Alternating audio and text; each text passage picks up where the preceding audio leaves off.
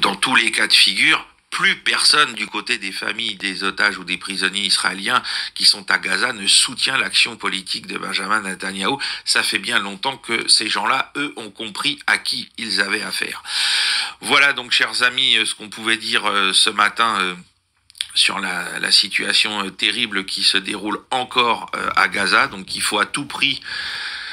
Alors je l'ai dit, je ne sais pas quel va être l'impact de cet attentat de cette nuit à Washington DC contre deux diplomates, ou en tout cas oui, deux membres de l'ambassade d'Israël aux États-Unis, à Washington.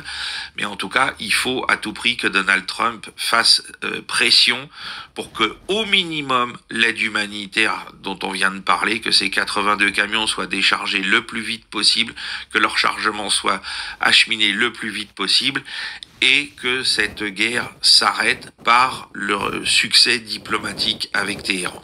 Voilà.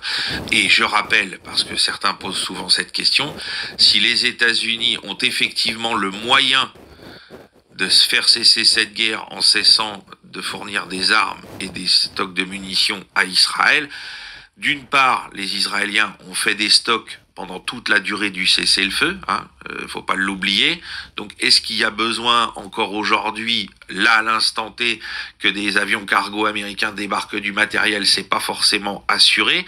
Et d'autre part, je pense que ça fait partie, vous savez, vous êtes obligé de lâcher du lest d'un côté, ça veut pas, et donc en la matière, continuer de fournir de l'aide militaire tout en poursuivant votre diplomatie à l'égard de l'Iran.